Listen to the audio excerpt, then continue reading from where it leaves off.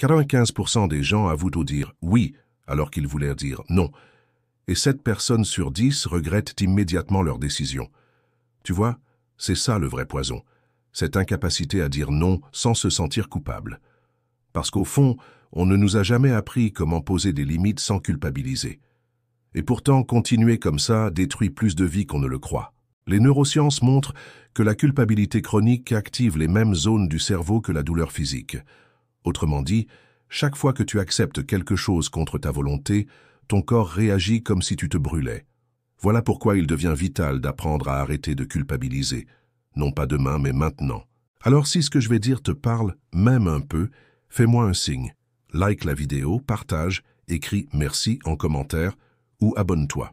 Marc Aurèle écrivait que « la véritable liberté, c'est d'être maître de soi-même ». Et pourtant, combien d'entre nous se sentent prisonniers, non pas de chaînes visibles, mais d'un poids intérieur bien plus subtil, la culpabilité. Les chiffres sont alarmants. Selon une étude publiée par l'American Psychological Association, près de 85% des personnes interrogées avouent avoir des difficultés à dire « non », et la majorité décrit une forme de culpabilité immédiate dès qu'elles refusent une demande, même insignifiante. Cette culpabilité ronge. Elle ne protège pas, elle détruit. Freud lui-même voyait dans la culpabilité la forme la plus insidieuse de la souffrance psychique, car elle s'attaque non pas à nos actes, mais à notre identité. Nous ne culpabilisons pas seulement d'avoir dit non, nous croyons devenir une mauvaise personne en le disant. Imaginez, on vous demande un service, tout en vous crie que vous n'avez pas l'énergie ni le temps. Mais avant même d'ouvrir la bouche, une voix intérieure surgit. Et si tu blesses l'autre? Et si tu passes pour égoïste? Cette voix, Carl Jung l'appelait l'ombre, cette partie de nous que nous préférons cacher, mais qui nous contrôle sans que nous en soyons conscients. Et cette ombre se nourrit de culpabilité. En apparence, elle nous dit de protéger la relation. En réalité, elle sabote notre force, notre intégrité, notre santé mentale. Les neurosciences confirment ce que les anciens pressentaient déjà. Une étude de l'université de Princeton a montré que la culpabilité chronique active les mêmes zones cérébrales que la douleur physique. Autrement dit, chaque fois que nous disons « oui » alors que nous voulions dire « non », notre cerveau réagit comme si nous nous étions infligé une brûlure. Sénèque avait raison lorsqu'il affirmait que l'homme souffre plus dans son imagination que dans la réalité. La culpabilité est cette souffrance imaginaire, mais elle a des conséquences réelles. Stress accru, système immunitaire affaibli, perte de confiance en soi. Alors pourquoi continuons-nous? Parce que la société a construit un récit autour du sacrifice. On nous apprend très tôt que penser à soi, c'est être égoïste. Dans les familles, dans les écoles, dans les religions, on valorise celui qui se sacrifie, pas celui qui ose poser une limite. Pourtant, les recherches modernes en psychologie sociale montrent l'inverse. Adam Grant, professeur à Wharton, a étudié des milliers de relations professionnelles et personnelles. Il a découvert que ceux qui posent clairement leurs limites ne perdent pas en estime. Ils gagnent en respect. Les personnes capables de dire non sont perçues comme plus fiables, plus solides, plus dignes de confiance. La vérité, c'est que culpabiliser nous détruit bien plus qu'elle ne protège nos liens. La culpabilité n'empêche pas le rejet, elle l'anticipe. Elle ne renforce pas l'amour, elle le conditionne. Elle nous transforme en acteurs qui jouent un rôle permanent, celui du gentil, de la personne toujours disponible, toujours prête à s'effacer. Mais qui veut d'une relation construite sur le mensonge d'un sourire forcé? Épictète, esclave devenu philosophe, nous rappelait que celui qui veut plaire à tous finit esclave de chacun. Et c'est là que le paradoxe apparaît. Ce que nous croyons être un signe de bonté, dire oui à tout, devient un poison lent. Une étude menée par l'Université de Californie a montré que les individus incapables de poser des limites sont 40% plus exposés au burn-out. 40%. Autrement dit, chaque « oui » forcé est une petite pierre ajoutée à un fardeau invisible qui finira par nous écraser. Mais il y a une autre vérité, plus lumineuse, et elle commence ici. La culpabilité n'est pas une fatalité. Elle est une habitude apprise, et ce qui est appris peut être désappris. Nous avons tendance à croire que la culpabilité est une preuve d'amour. Mais est-ce vraiment le cas? Ou bien est-ce une peur déguisée? Peur d'être rejeté, peur de ne pas être aimé, peur de ne pas valoir assez? Derrière chaque culpabilité se cache une peur. Et la peur, comme l'ont montré les travaux de Viktor Frankl, rescapé des camps de concentration et fondateur de la logothérapie, peut être transformé en sens. Frankl expliquait que ce n'est pas la souffrance qui nous détruit, mais l'absence de sens. Si je culpabilise parce que j'ai dit non, alors je souffre, mais si je comprends que ce non protège mon énergie pour ce qui a vraiment du sens, la culpabilité se dissout. Le problème n'est donc pas le non, mais le regard que nous portons sur lui. La culpabilité se nourrit de croyances héritées. Elle nous fait croire que dire non, c'est fermer une porte. En réalité, c'est ouvrir une porte plus vaste, celle de l'authenticité, celle de la vraie liberté intérieure. Comme le disait Nietzsche, celui qui a un pourquoi peut supporter tous les comment. Trouver ce pourquoi, comprendre pourquoi nous posons des limites, transforme le non en acte de dignité. Et si vous réfléchissez un instant, vous voyez bien que les figures que nous admirons ne sont pas celles qui ont dit oui à tout. Gandhi a dit non à l'oppression britannique. Martin Luther King a dit non à la ségrégation. Simone Veil a dit non à l'injustice faite aux femmes. Chaque non posé avec conviction devient une affirmation de vie. Alors pourquoi, dans nos petites vies quotidiennes, croyons-nous encore que dire non est une faute? Parce que nous confondons paix et complaisance. Mais la paix n'existe jamais sans vérité. Voilà la vérité cachée. Culpabiliser ne nous protège pas. Elle nous ronge. Et si aujourd'hui vous vous sentez concerné, si vous repensez à ces moments où vous avez dit oui en vous sentant écrasé, sachez-le, vous n'êtes pas seul. Des philosophes antiques aux neuroscientifiques modernes, tous s'accordent à dire que la culpabilité mal placée est un poison. Mais un poison qui peut être guéri, et c'est ce que nous allons explorer ensemble. Sigmund Freud disait que la culpabilité est le gardien invisible de notre surmoi. Une phrase qui paraît abstraite, mais qui explique beaucoup de nos comportements quotidiens. Le surmoi, c'est cette instance intérieure, héritée de notre éducation, de nos parents, de nos professeurs, de notre culture, qui dicte silencieusement ce qui est bien et ce qui est mal. Le problème, c'est que ce surmoi n'est pas toujours juste. Il ne reflète pas notre vérité profonde, mais celle d'un système. Et ce système a un outil redoutable pour nous contrôler, la culpabilité. Les neurosciences ont révélé un fait surprenant. Lorsque nous culpabilisons, le cortex préfrontal médian s'active, la même zone qui s'active quand nous ressentons la peur d'un danger social, comme le rejet ou l'humiliation.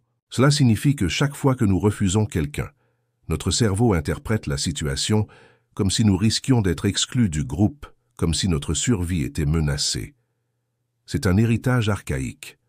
Dans les sociétés anciennes, être rejeté du clan équivalait souvent à la mort. Aujourd'hui, nous ne risquons plus de mourir si un collègue ou un ami est déçu de nous, et pourtant notre cerveau réagit encore comme si nous étions en danger de mort sociale.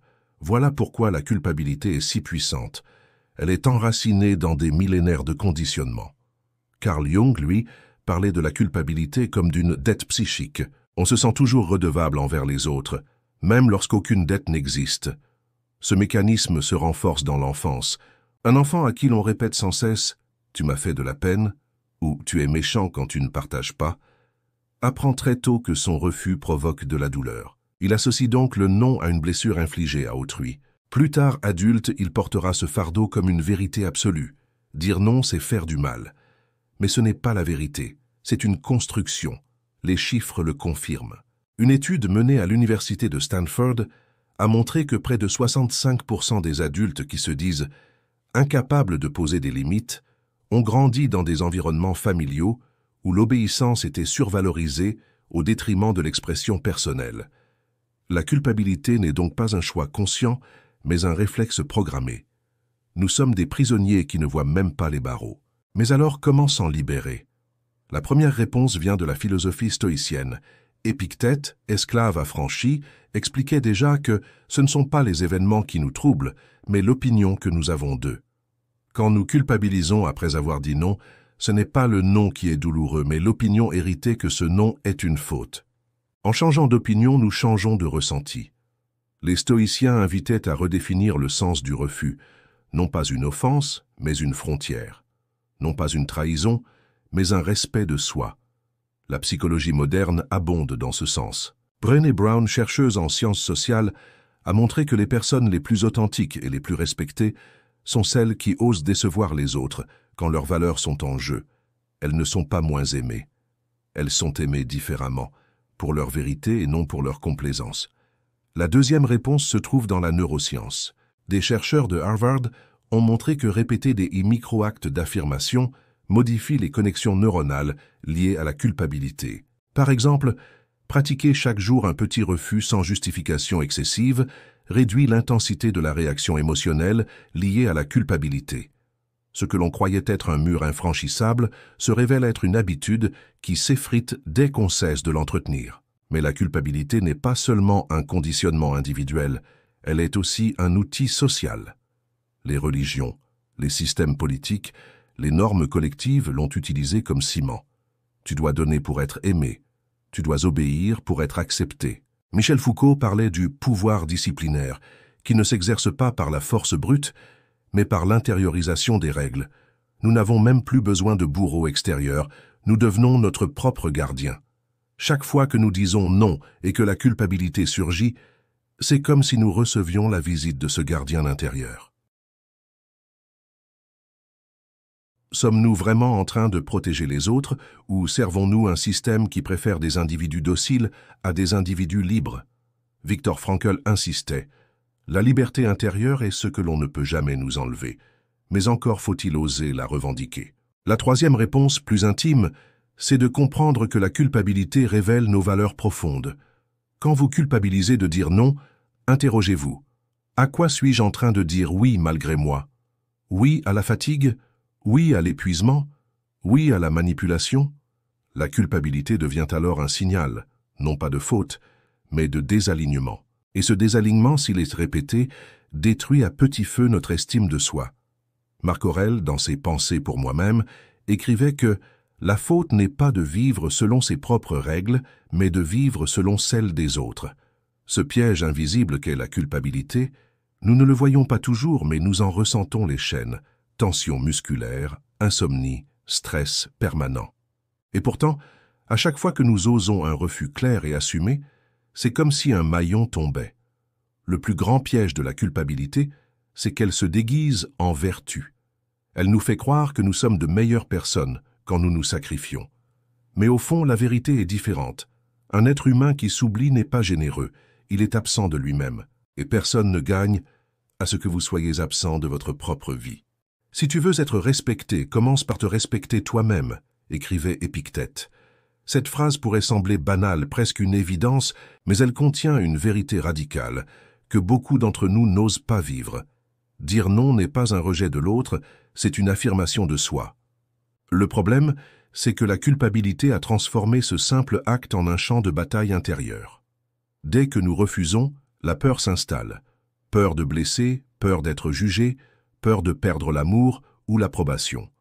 Pourtant, les études en psychologie montrent que c'est exactement l'inverse qui se produit lorsque nous posons des limites claires. Des chercheurs de l'Université de Californie ont suivi pendant 5 ans un groupe de 200 personnes qui avaient toutes déclaré avoir des difficultés à dire non. La moitié a suivi un programme d'affirmation de soi basé sur la thérapie cognitive et le stoïcisme. Résultat, 70% de ceux qui ont appris à poser des refus sans justification excessive ont rapporté une amélioration significative de leurs relations, non pas une détérioration. Les autres, ceux qui continuaient à céder systématiquement, ont vu leur taux de stress et leur risque de burn-out augmenter de manière inquiétante. Ce que la philosophie stoïcienne apporte ici, c'est un changement de regard. Marc Aurèle insistait sur l'idée que nous ne contrôlons pas les réactions des autres, seulement nos propres choix. Quand vous dites non, vous ne contrôlez pas la déception ou la colère que cela peut provoquer. Mais vous contrôlez la vérité de votre acte, et cette vérité est une puissance. En cessant de porter la responsabilité des émotions des autres, vous libérez un espace pour vos propres besoins. La psychologie moderne l'a confirmé. Albert Ellis, créateur de la thérapie rationnelle émotive, expliquait que la plupart de nos souffrances viennent de la croyance irrationnelle, que nous devons toujours plaire. Dire non sans culpabilité, c'est déconstruire cette croyance. Non, vous n'êtes pas responsable de rendre tout le monde heureux. Non, vous n'êtes pas égoïste parce que vous protégez vos limites. En réalité, ceux qui osent dire non sont perçus comme plus solides et plus fiables.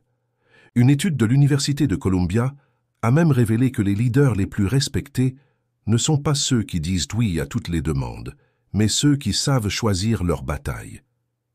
Alors, comment dire non sans se sentir coupable? Premièrement, il faut comprendre que le non n'est pas une porte qui se ferme, mais un cadre qui se trace. Imaginez un tableau sans cadre. L'image se perd, elle n'a pas de forme. Le cadre n'enferme pas l'œuvre, il lui donne toute sa force. Votre non fonctionne de la même manière. Il encadre vos oui, il leur donne de la valeur. Ensuite, il y a la question du langage. La culpabilité naît souvent de la manière dont nous formulons notre refus. Plus nous nous justifions, plus nous nous sentons coupables, car nous envoyons à notre cerveau le message que nous faisons quelque chose de mal. Les psychologues conseillent d'utiliser des phrases simples, directes, mais respectueuses. Non, je ne peux pas m'engager là-dessus. Plutôt que « Je suis désolé, je sais que tu comptes sur moi, mais en ce moment je suis fatigué, et j'ai aussi d'autres obligations. » La première version est claire et posée. La seconde renforce la culpabilité, car elle nous place dans une posture défensive. Les stoïciens, eux, ajoutaient une dimension essentielle, la conscience du temps. Sénèque disait que « l'homme qui ose perdre une heure n'a pas compris la valeur de la vie. Chaque fois que vous dites oui par culpabilité, vous sacrifiez une part de ce temps qui ne reviendra jamais. Dire non sans culpabilité, c'est comprendre que votre temps est votre bien le plus précieux, et que chaque oui mal placé est une dette que vous contractez contre vous-même. Mais il existe aussi des preuves issues des neurosciences. Le professeur David Creswell de Carnegie Mellon a démontré que la méditation de pleine conscience réduit l'activation des zones du cerveau liées à la culpabilité sociale. En d'autres termes, plus vous développez la conscience de vos émotions, plus vous devenez capable de dire non sans plonger dans la spirale de la honte. Et il y a enfin une vérité que peu osent regarder en face. Dire non ne détruit pas l'amour, il le purifie. Les relations authentiques survivent au refus. Les relations toxiques s'effondrent quand elles ne peuvent plus vous manipuler. La culpabilité, elle, brouille ce discernement. Elle vous fait croire que si l'autre s'éloigne, c'est parce que vous avez mal agi. Mais c'est faux. Celui qui disparaît quand vous posez une limite n'était pas là pour vous, mais pour ce que vous lui offriez en vous effaçant. Nietzsche l'exprimait autrement. Celui qui ne sait pas se fâcher ne sait pas non plus aimer. Dire non est parfois une forme d'amour. Amour pour soi, mais aussi amour pour la vérité de la relation. Car une relation qui ne supporte pas vos refus n'est pas une relation. C'est une dépendance déguisée. La prochaine fois que vous sentez la culpabilité monter au moment de dire non, souvenez-vous de ceci. Ce n'est pas une faute que vous commettez, c'est un acte de courage. Vous n'êtes pas en train de fermer une porte, mais d'en ouvrir une autre, celle qui mène à une vie alignée, claire et respectueuse de votre dignité. Et ce chemin, les stoïciens, les psychologues modernes et les neuroscientifiques s'accordent pour le dire, est la seule voie vers une véritable liberté intérieure. Sénèque disait « Ce n'est pas parce que les choses sont difficiles que nous n'osons pas, c'est parce que nous n'osons pas qu'elles sont difficiles. Poser des limites entre dans cette catégorie. Beaucoup d'entre nous croient qu'un refus est un mur, une fracture dans le lien. Mais si l'on regarde attentivement, poser une limite est bien plus qu'un refus. C'est un acte d'amour-propre, un langage invisible qui dit au monde combien nous nous respectons. Et ce respect attire, il ne repousse pas. Les chiffres sont clairs. Une étude menée par l'Université du Michigan a montré que les personnes qui savent poser des limites claires connaissent 36% de conflits en moins dans leurs relations à long terme. Cela paraît paradoxal. Dire non devrait provoquer des tensions, et pourtant c'est l'absence de limites qui finit par tout briser. Pourquoi? Parce que les relations sans frontières deviennent un terrain de ressentiment. Celui qui se sacrifie accumule la fatigue, la frustration, parfois même la colère silencieuse. Et tôt ou tard, cette colère explose. Poser une limite dès le départ évite que le volcan n'implose. Carl Jung expliquait que ce à quoi nous résistons persiste. Si vous résistez à l'idée de dire non, si vous l'évitez, si vous tentez de cacher votre désaccord, ce désaccord ne disparaît pas. Il s'enfuit dans l'ombre de votre psyché et refait surface ailleurs, sous forme d'irritabilité, de fatigue chronique ou de sentiment d'injustice. Mettre une limite claire, c'est donc non seulement protéger la relation, mais aussi protéger votre équilibre intérieur. Et ce n'est pas uniquement psychologique, c'est biologique. Les neuroscientifiques ont découvert que poser des limites active les circuits neuronaux de la récompense. Lorsqu'on dit non à quelque chose qui nous épuise, le cerveau libère de la dopamine, ce neurotransmetteur du bien-être. Autrement dit, le refus devient un renforcement positif. Notre corps nous remercie. Mais quand on dit oui contre notre volonté, c'est l'inverse qui se produit. Cortisol, adrénaline, stress et une fatigue invisible qui s'accumule jour après jour. L'amour-propre, ce n'est pas de l'égoïsme, c'est de l'hygiène mentale. Imaginez une maison sans porte ni mur. Tout le monde peut entrer, tout le monde peut prendre ce qu'il veut.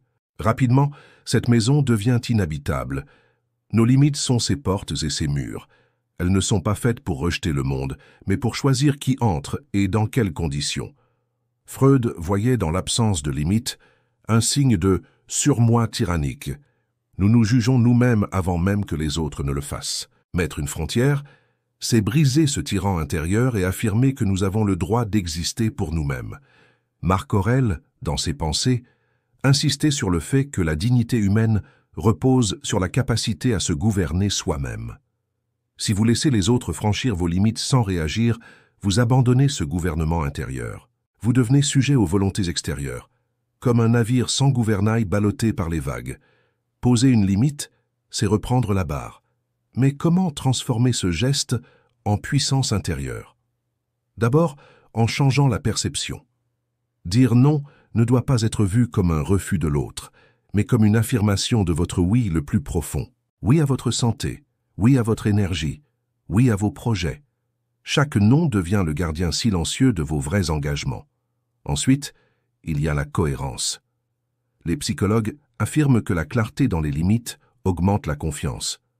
Quand vos proches savent où s'arrêtent vos oui et où commencent vos non, ils vous respectent davantage. La clarté rassure. C'est le flou qui crée le doute et la manipulation. Une étude de l'Université de Toronto a démontré que les personnes considérées comme les plus dignes de confiance n'étaient pas celles qui disaient oui le plus souvent, mais celles qui étaient cohérentes et prévisibles dans leur refus. Enfin, il y a la dimension spirituelle. Dans de nombreuses traditions, poser une limite est vu comme un acte sacré. Les stoïciens parlaient de wakeiosis, ce processus par lequel l'homme apprend à prendre soin de lui pour mieux prendre soin des autres. Vous ne pouvez pas aimer pleinement si vous vous niez vous-même. Vous ne pouvez pas donner sans fin si vous ne remplissez jamais vos propres réserves. Dire non, c'est donc un acte d'amour, pour soi, mais aussi pour l'autre, car il garantit que ce que vous donnez est authentique et non forcé. Alors la prochaine fois que la culpabilité surgira au moment de tracer une limite, souvenez-vous, ce n'est pas une barrière que vous dressez, c'est un espace que vous créez. Un espace où le respect peut grandir, où votre dignité se fortifie, où votre puissance intérieure s'affirme. Comme le disait Viktor Frankl, entre le stimulus et la réponse, il existe un espace. Dans cet espace réside notre pouvoir de choisir notre réponse. Dans ce choix se trouve notre croissance et notre liberté. Et vos limites sont précisément cet espace. Friedrich Nietzsche disait « Là où l'on ne peut plus aimer, il faut passer ». Cette phrase résonne étrangement quand on pense à la manipulation émotionnelle, car au cœur de ce mécanisme se trouve une réalité brutale. Celui qui manipule ne cherche pas votre bien, mais votre disponibilité. Et la culpabilité est son arme favorite. Les chiffres sont révélateurs. Une enquête de l'Université de Berkeley a montré que près de 60% des personnes reconnaissent avoir cédé à une demande, non pas parce qu'elles le voulaient, mais parce qu'elles avaient peur de décevoir. Les manipulateurs le savent intuitivement. Ils jouent sur ce ressort fragile, votre peur d'être jugé. Les neurosciences confirment ce piège. Quand vous ressentez la culpabilité, l'amygdale, le centre de la peur dans le cerveau, s'active comme si vous étiez menacé. Cette réaction biologique affaiblit votre capacité à réfléchir clairement et renforce le réflexe de dire oui. En clair, la culpabilité court-circuite votre liberté de penser. Freud analysait déjà ce mécanisme. Pour lui, la culpabilité n'était pas une simple émotion, mais une dette imaginaire que d'autres pouvaient exploiter. Et c'est exactement ce que font les manipulateurs. Ils créent une dette là où il n'y en a pas. Après tout ce que j'ai fait pour toi, si tu m'aimais vraiment, tu accepterais. Ces phrases sont des pièges, et chacun de nous les a déjà entendues. Elles font appel à ce que Jung appelait l'ombre collective, ce besoin archaïque d'être accepté, aimé, reconnu. Mais la vérité, c'est que céder ne crée pas plus d'amour, seulement plus de dépendance. Prenons un exemple concret. Steve Jobs, figure de l'innovation, était réputé pour son exigence extrême. Beaucoup de ses collaborateurs ont raconté que dire non à Jobs était un défi quasi impossible. Pourtant, ceux qui ont osé lui opposer des limites ont gagné son respect. Walter Isaacson, son biographe, explique que Jobs testait constamment les gens, mais que ceux qui cédaient toujours finissaient invisibles à ses yeux. Ceux qui posaient des frontières claires devenaient ses partenaires de confiance. Voilà une preuve frappante. Céder à la culpabilité ne vous rend pas plus aimé, mais plus effacé. Les neurosciences vont plus loin. Une étude de l'Université de Zurich a montré que les personnes capables de résister à la culpabilité lors d'interactions sociales avaient une activité accrue dans le cortex préfrontal dorsolatéral, la zone associée à la prise de décision rationnelle. En d'autres termes, apprendre à briser le cycle de la culpabilité entraîne littéralement votre cerveau à devenir plus fort, plus autonome. Chaque non posé est un entraînement de votre volonté. Mais comment faire, concrètement, face à un manipulateur qui utilise la culpabilité comme une arme? D'abord, reconnaître le mécanisme. Brené Brown, spécialiste de la vulnérabilité, explique que la honte et la culpabilité se dissipent dès qu'on les expose à la lumière. Nommer ce que vous ressentez, même intérieurement, brise déjà une partie du sortilège. Dire à soi-même « ceci est une tentative de manipulation par la culpabilité » redonne du pouvoir. Ensuite, replacer la relation dans sa juste perspective. Marc Aurèle écrivait « Ce qui blesse, ce n'est pas l'acte des autres, mais l'opinion que tu en as. » Quand quelqu'un essaie de vous manipuler, le problème n'est pas son acte, mais l'importance que vous lui accordez. Est-ce que cette personne mérite que vous sacrifiez votre paix intérieure pour son approbation? Dans la majorité des cas, la réponse est non. Enfin, il y a la pratique du non-empathique. Les psychologues recommandent de refuser sans agressivité, mais avec fermeté et compassion. Par exemple, « Je comprends que tu sois déçu, mais je ne peux pas. » Cette formule simple brise la manipulation car elle reconnaît l'émotion de l'autre sans céder. C'est ce que Viktor Frankl appelait la liberté intérieure, choisir sa réponse même face à la pression. Des témoignages réels montrent la puissance de cette approche. Oprah Winfrey a raconté avoir passé une grande partie de sa vie à dire oui pour être aimée. Mais c'est lorsqu'elle a appris à dire non que sa carrière et sa vie personnelle ont pris une autre dimension. Elle explique que chaque non posé était douloureux au départ, mais qu'au fil du temps, c'était comme si elle respirait enfin à plein poumon. La manipulation émotionnelle prospère dans le silence et la peur. Mais dès que vous comprenez son mécanisme, dès que vous osez y mettre un mot et une limite, elle perd de sa force, comme un vampire qui disparaît à la lumière du jour. Et c'est là la grande vérité. Ce n'est pas votre culpabilité qui définit votre valeur, mais votre capacité à rester fidèle à vous-même, même sous pression.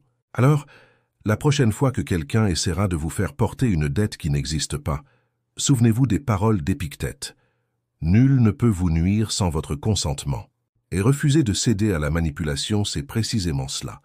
Retirez votre consentement à ce qui vous a servi. Marc Aurèle écrivait « L'homme véritablement libre est celui qui ne dépend que de lui-même. » Cette phrase, simple en apparence, cache une révolution intérieure.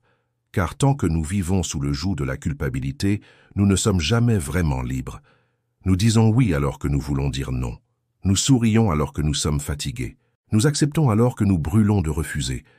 Et dans ce décalage permanent entre ce que nous ressentons et ce que nous exprimons, nous perdons peu à peu notre puissance. Mais il existe un basculement.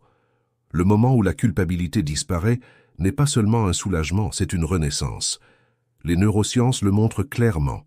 Une étude publiée dans Nature Neurosciences a observé que les personnes ayant suivi une thérapie de restructuration cognitive sur la culpabilité montraient, après seulement 8 semaines, une diminution de 35% de l'activité de l'amygdale.